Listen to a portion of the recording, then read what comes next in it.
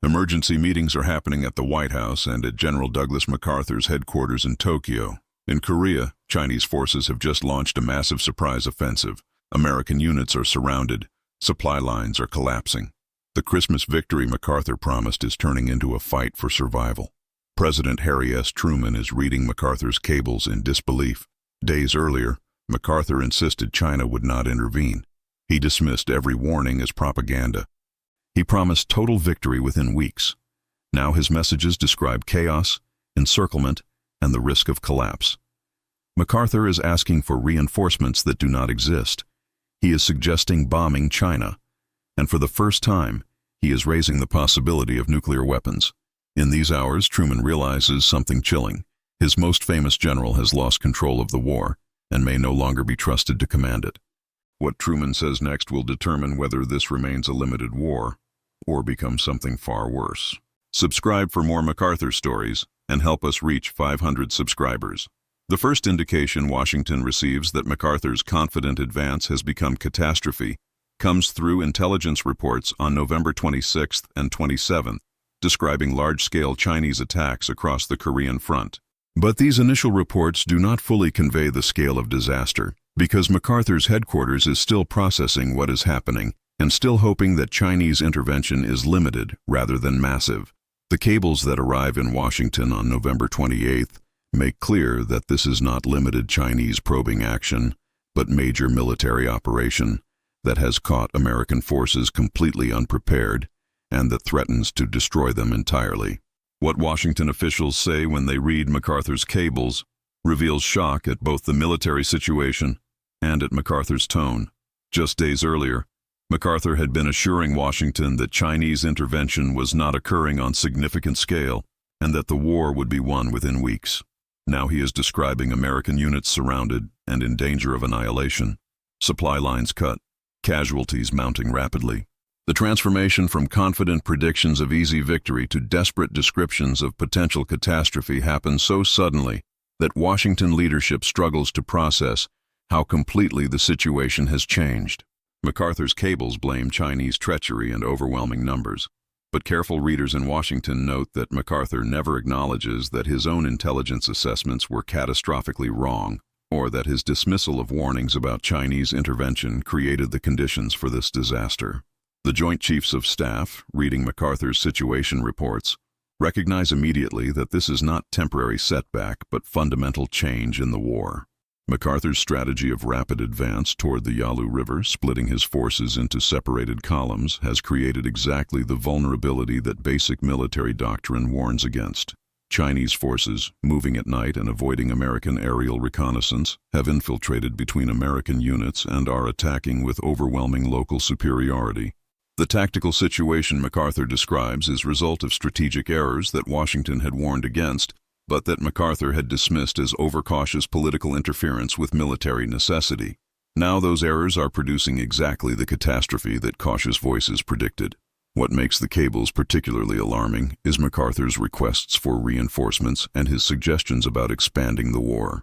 He asks for immediate deployment of additional divisions to Korea, even though Washington knows that such forces do not exist ready for deployment. He suggests bombing Chinese territory in Manchuria, even though Washington has repeatedly told him that expanding the war to Chinese territory risks Soviet intervention. Most alarmingly, he raises the possibility of using nuclear weapons to stop Chinese forces, even though Truman and his advisors have made clear that nuclear weapons are not appropriate for this situation. MacArthur's requests reveal a commander who is panicking and who is grasping at escalations that would risk World War III, rather than accepting that his strategy has failed and that the war's objectives must be revised. The private comments Washington officials make about MacArthur during these crisis meetings are brutal. Secretary of State Dean Acheson says that MacArthur's intelligence failures and strategic errors have created the worst American military crisis since Pearl Harbor. Secretary of Defense George Marshall, who has defended MacArthur in the past based on respect for his World War II record, says that MacArthur's judgment appears to have failed completely. President Truman, reading MacArthur's cables in the White House, tells his staff that the general who promised easy victory has lost control of the situation and is now proposing actions that could trigger global catastrophe. The consensus in Washington is that MacArthur cannot be trusted to manage the crisis he has created, and that civilian leadership must take direct control of strategy and must prevent MacArthur from expanding the disaster through reckless escalation. As more detailed reports arrive from Korea during late November and early December, Washington's assessment of MacArthur's failure becomes more damning. This is not just tactical defeat that could happen to any commander facing unexpected enemy action. This is strategic failure resulting from MacArthur's refusal to take intelligence seriously, his dismissal of warnings from Chinese government and from his own political leadership, and his certainty that his assessment of Chinese intentions must be correct despite evidence to the contrary. The disaster in Korea is a direct result of MacArthur's character flaws, his inability to accept that he might be wrong, creating conditions for catastrophic surprise that basic military caution should have prevented. What Washington officials say in classified discussions reveals their understanding that MacArthur's failure is not just about Korea, but represents a broader problem with how MacArthur exercises command. General Omar Bradley tells the National Security Council that MacArthur has been operating as if he is independent sovereign, making strategic decisions without regard for political guidance from Washington. MacArthur has publicly contradicted administration policy, has dismissed warnings about Chinese intervention that came from Washington, and has pursued strategy of advancing to the Yalu River despite explicit concerns from the Joint Chiefs about overextension. Now that this strategy has produced disaster, MacArthur is blaming Chinese treachery and requesting support for escalations that Washington has already rejected. Bradley's assessment is that MacArthur has lost sight of his role as military commander, executing policy determined by civilian leadership, and has instead been making strategic decisions based on his personal judgment, regardless of political considerations. The intelligence failure that preceded the Chinese attack receives particular attention in Washington's post-mortem of MacArthur's command. CIA and military intelligence agencies had reported evidence of Chinese troop movements toward Korea throughout October. Frontline American units had encountered Chinese soldiers and reported this to MacArthur's headquarters. Chinese government had issued explicit warnings through diplomatic channels that intervention would occur if American forces approached the Yalu River. All of this information was available to MacArthur, but his headquarters consistently minimized or dismissed it because it contradicted MacArthur's assessment that Chinese intervention was unlikely or would be easily defeated. What Washington officials say about this intelligence failure is that it represents not lack of information, but willful blindness by commander who could not accept evidence that contradicted his assumptions. The strategic consequences of MacArthur's failure extend far beyond the immediate military crisis in Korea. American credibility with allies has been damaged by the catastrophic reversal from promised victory to desperate retreat. The Chinese intervention that MacArthur insisted would not happen has demonstrated limits of American military power and has emboldened communist movements throughout Asia. The war that was supposed to end by Christmas will now continue indefinitely with no clear path to victory. Most seriously, MacArthur's requests for escalation, including possible use of nuclear weapons, have created fears among allies that America might trigger World War III rather than accepting stalemate in Korea. Washington officials recognize that repairing this strategic damage will require not just military stabilization, but fundamental reassessment of war objectives and strategy. What Truman says privately about MacArthur during this period is remarkably restrained given the magnitude of the disaster. He tells advisors that MacArthur is a brilliant tactician whose success at Incheon saved South Korea, but that his strategic judgment has proven unreliable, and his inability to accept political guidance has made him dangerous. Truman's assessment is that MacArthur must be prevented from expanding the war through reckless escalation while military situation is stabilized. But Truman also recognizes that firing MacArthur in midst of military crisis would make disaster worse and would create political firestorm that would weaken American position further. The decision is made to maintain MacArthur in command while severely restricting his authority and while making clear that strategic decisions will be made in Washington rather than in Tokyo. This compromise will last only months before MacArthur's continued insubordination forces his dismissal. Washington's most urgent priority once the scale of Chinese intervention becomes clear is preventing MacArthur from expanding the war in ways that would risk Soviet intervention and possible World War III.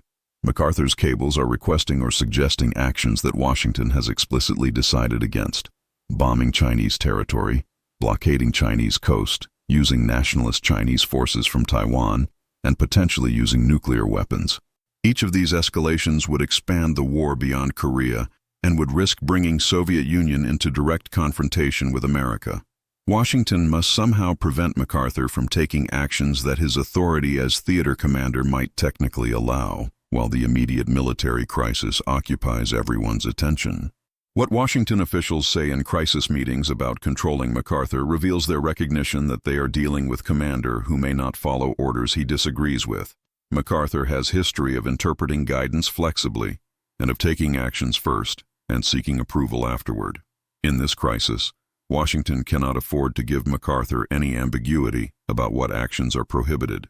The Joint Chiefs send explicit orders to MacArthur forbidding attacks on Chinese territory without prior authorization from Washington. Truman personally approves messages emphasizing that decisions about expanding the war will be made by the president, not by field commanders. These orders are written in unusually direct language for military communications, reflecting Washington's concern that MacArthur might otherwise interpret guidance as suggestions rather than as orders. The most difficult issue is MacArthur's repeated suggestions about using nuclear weapons.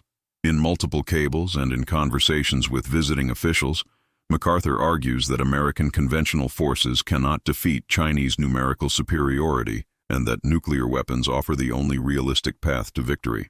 He suggests that atomic bombs could be used to destroy Chinese troop concentrations in Korea and to attack Chinese bases and supply lines in Manchuria. Washington's response to these suggestions is absolutely negative. Truman, who made the decision to use nuclear weapons against Japan, believes that using them in Korea would be strategic and moral catastrophe that would destroy American international standing and would risk Soviet nuclear response. What makes Washington's position particularly firm on nuclear weapons is understanding that MacArthur's logic is fundamentally flawed. MacArthur is treating nuclear weapons as simply more powerful conventional explosives that can be used for tactical battlefield purposes. Washington understands that nuclear weapons have political and strategic consequences far beyond their immediate military effects. Using them in Korea would terrify American allies, would give Soviet Union propaganda victory and possible justification for its own escalation, and would establish precedent that nuclear weapons are acceptable battlefield tools rather than weapons of last resort. Dean Acheson tells National Security Council that preventing MacArthur from using or seriously threatening nuclear weapons is essential to maintaining alliance system and preventing the war from expanding catastrophically. The communications between Washington and MacArthur during December 1950 and early 1951 reveal growing tension as MacArthur continues to advocate for escalations that Washington has rejected. MacArthur's cables increasingly criticize political restrictions that he argues prevent military victory. Washington's responses become increasingly direct in reminding MacArthur that his role is to execute policy rather than to determine it. The breakdown in trust and communication between Washington and MacArthur during this period makes his eventual dismissal inevitable, though it will take additional months of MacArthur's public insubordination before Truman finally fires him.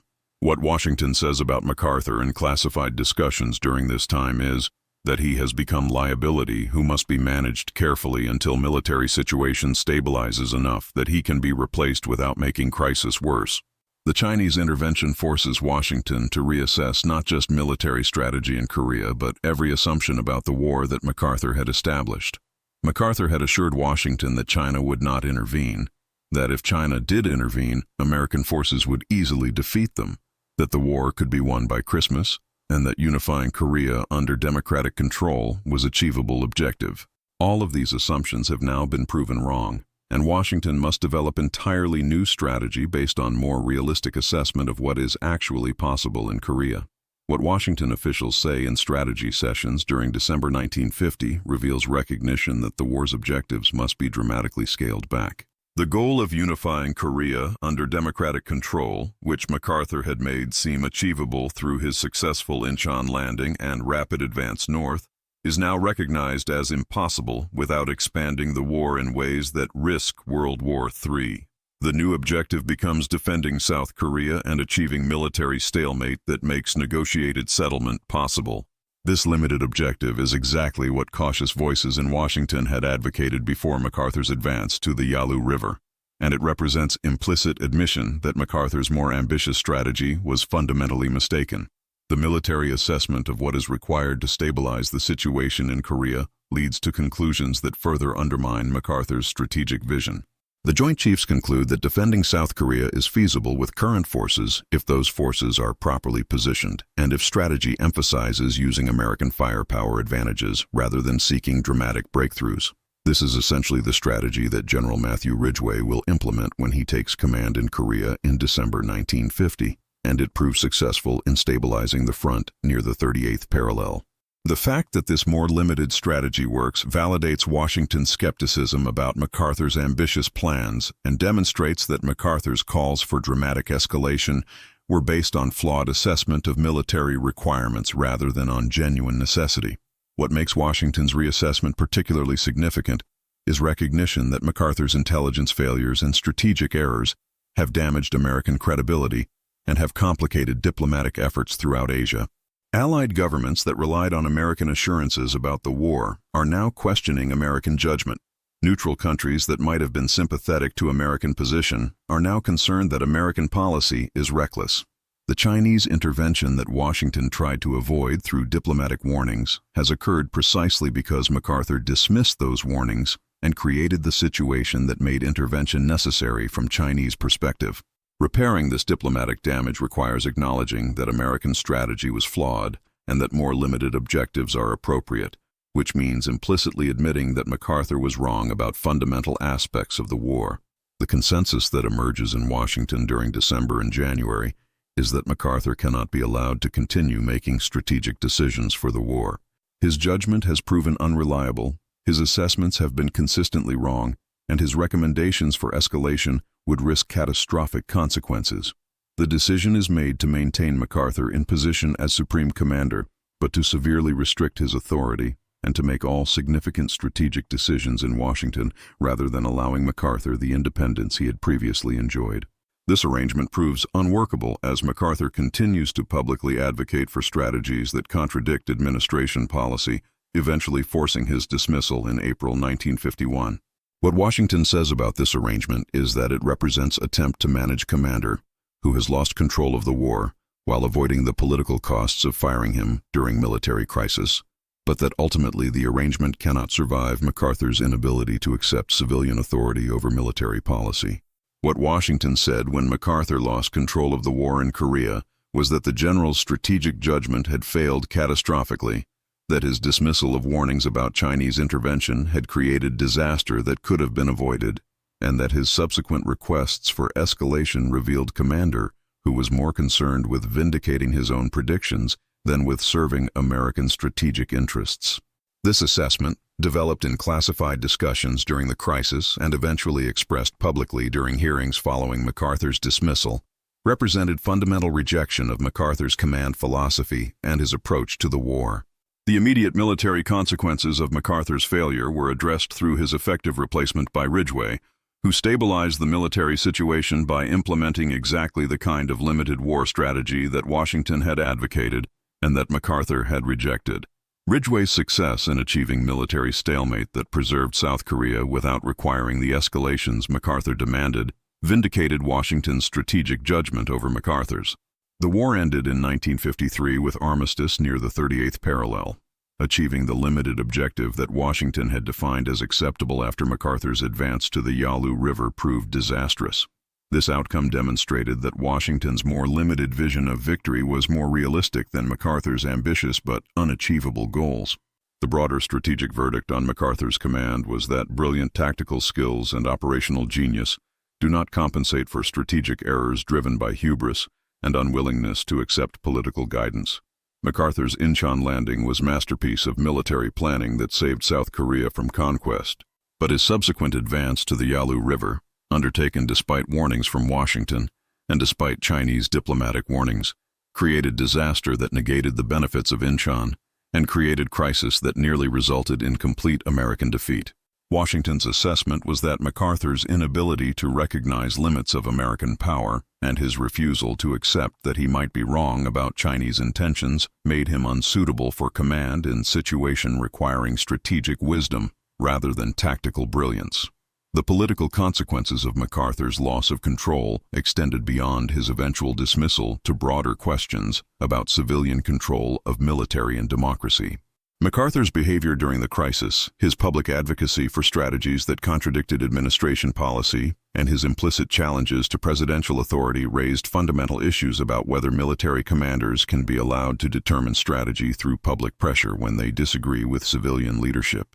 Truman's decision to fire MacArthur, defended by testimony from the Joint Chiefs about the dangers of MacArthur's recommended escalations, established precedent that civilian control of military policy is more important than any individual general's reputation or popularity. What Washington said during the hearings following MacArthur's dismissal was that democracy requires military commanders who understand that their role is to provide advice and execute policy, rather than to determine strategy through insubordination. The final assessment Washington made of MacArthur's command in Korea was that it represented cautionary tale about dangers of excessive confidence in military leadership. MacArthur's certainty that his strategic vision was correct, his dismissal of contrary evidence, and his unwillingness to accept limitations created conditions for catastrophic surprise that devastated American forces and required years to recover from strategically. Washington's verdict was that brilliant commanders who cannot accept that they might be wrong, who cannot adjust to changing circumstances, and who cannot subordinate their strategic preferences to civilian political guidance, become liabilities rather than assets. MacArthur's loss of control of the war in Korea demonstrated that sometimes the greatest service civilian leadership can provide is recognizing when military genius has become military liability and taking the difficult action of removing commander whose continued service threatens national interests. This recognition, purchased through the costs of Chinese intervention and the crisis it created, shaped American civil-military relations for generations and established principles that remain essential to democratic control of military power. Subscribe to see more stories about MacArthur's decisions and how Washington responded to their consequences.